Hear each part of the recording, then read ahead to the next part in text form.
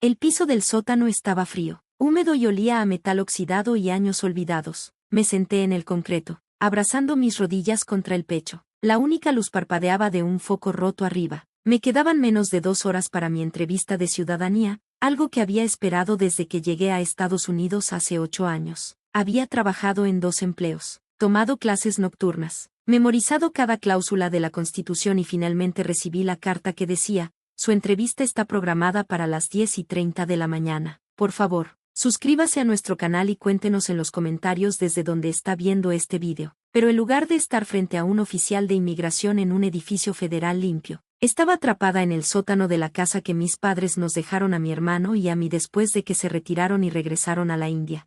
Escuché la puerta abrirse arriba, pasos, luego la voz de mi hermano, arrogante y tranquila. «Me lo vas a agradecer después, Maya», grité, supliqué. Le dije que estaba arruinando todo. «La ciudadanía no es para gente como tú», gritó desde arriba. «Siempre pensaste que eras mejor que yo. Esto es justicia». La puerta se cerró de golpe. Apreté los puños. Miré la caldera polvorienta y el calentador viejo, y pensé en todo lo que había soportado para llegar hasta aquí. Me llamo Maya. Llegué a Estados Unidos cuando tenía 19 años con nada más que una mochila, un sueño y un lugar no pagado en un colegio comunitario. Acepté trabajos que otros estudiantes ni tocaban: limpiar baños, cuidar niños, dar tutorías, hasta cálculo, solo para sobrevivir. Construí mi vida ladrillo a ladrillo mientras mi hermano mayor, Vic, hacía trampa en todo. Él nació en Estados Unidos pero apenas tenía trabajo, robaba a nuestros padres, mentía en sus impuestos, fingió tener una startup por 4 años solo para pedir dinero prestado a familiares. Pero odiaba que yo finalmente estuviera de pie por mí misma, odiaba que no lo necesitara. La entrevista de ciudadanía fue la gota que derramó el vaso para él. Verás, Vic siempre se burlaba de mi tarjeta verde: «Sigues siendo invitada en tu propio país». Se reía y decía: «Tal vez te dejen votar en 20 años». Pero la verdad es que le aterraba que yo lo superara, que tuviera derechos plenos, que pudiera estar a su nivel o por encima. Cuando nuestros padres nos dejaron la casa a ambos, pensé que eso nos acercaría. En cambio, él la usó para dominarme, me obligó a quedarme en el sótano. Se negó a dejarme pagar directamente los servicios. Guardó la escritura en un cajón que pensaba que yo no conocía. Pero encerrarme aquí la mañana de mi entrevista de ciudadanía, eso fue guerra.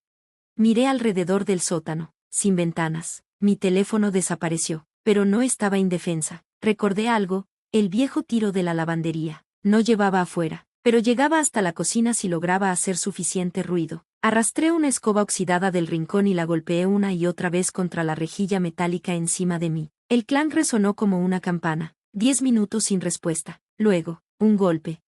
«¿Hola?», preguntó una voz. «¿Hay alguien ahí?». La voz de una mujer afuera. Grité de nuevo, esta vez más fuerte, golpeando la escoba como loca. «Por favor, llamen al 911. Estoy encerrada en el sótano». Los siguientes 10 minutos fueron un caos. Un policía derribó la puerta principal. Escuché a Vic gritar, otra voz, probablemente su novia, tratando de mentir. Luego pasos, botas pesadas en las escaleras de madera. Cuando el oficial abrió la puerta del sótano y me alumbró en los ojos con la linterna, casi lloré. «Señora, ¿usted es Maya?», asentí, temblando. «Tengo una entrevista», supliqué. «Por favor, tengo que ir». Me ayudó a levantarme. «Tu hermano está detenido. Tendrás que hacer una denuncia, pero te llevaremos a esa entrevista». Miré la hora, 9:32 de la mañana. Tenía 58 minutos. Subí esas escaleras cojeando con la rodilla sangrando, sin teléfono ni identificación, solo con la carta impresa de la entrevista en el bolsillo de mi chaqueta y adrenalina en las venas. Y de alguna manera lo logré. Me senté frente al oficial de UCIS a las 10:29 a.m., con el cabello despeinado y la voz temblorosa. Pero cuando preguntó: «¿Está lista para comenzar?», respondí con la voz más clara que he tenido: «Sí, más que nunca». Vic no sabía que esto no había terminado. No solo iba a denunciar el abuso, iba a quitarle todo lo que valoraba, y sabía exactamente cómo. Al día siguiente de mi entrevista, me convertí en ciudadana estadounidense, legal y con todos los derechos. En el momento en que sostuve ese certificado en mis manos, algo cambió dentro de mí, no solo alivio, sino poder. Siempre había seguido las reglas. Vic me había jugado, pero ya no más. No pensó que podría defenderme. Se equivocó. Vic salió bajo fianza a la mañana siguiente. Claro, su amigo rastrero, Ravi, la pagó. Lo vi desde las persianas mientras caminaba por la entrada como si aún fuera dueño de todo. Incluso tuvo la osadía de tocar mi puerta, la misma que su novia había cerrado de golpe cuando intenté pedir ayuda. «Vas a arrepentirte, Maya», gruñó. «Acabas de meter a la cárcel a tu propio hermano sin razón, sin razón». Documenté todo, los moretones, la cerradura rota, el reporte policial, hasta el raspón en mi pierna de subir las escaleras arrastrándome, pero no le grité, solo sonreí por la mirilla. Ya había presentado cargos formales, pero iba a hacer más. Pasé la semana siguiente juntando pruebas. Encontré dónde escondía su correo, lo había estado ocultando de mí por años. Y descubrí algo impactante, vi que había renovado su pasaporte hace unos meses, no solo para él, sino también con un nombre falso. Miré los formularios, con el estómago revuelto. Usaba esa identidad falsa para manejar un negocio en la sombra, estafas con criptomonedas, consultorías falsas, cuentas offshore, todo rastreado hasta el IP de esta casa. Y lo mejor, olvidó cerrar sesión en su viejo correo en la computadora que compartíamos. Idiota. Imprimí todo, cada mentira, cada transacción, cada captura, y llamé a ICE, al IRS y finalmente a Seguridad Nacional. Entregué todo el expediente con una frase: me encerró en un sótano para sabotear mi ciudadanía, pero él es el verdadero criminal. No tardó mucho. 3 semanas después, a las 6:15 a.m., SU versus negras llegaron a la entrada, sacaron a Vic de la cama en ropa interior, su novia gritando mientras agentes confiscaban sus teléfonos, laptops y pasaportes. Yo estaba en el porche tomando café, los ojos de Vic se cruzaron con los míos mientras lo metían al coche. «Esto es culpa tuya», bufó. «No», respondí en voz baja, «esto es justicia».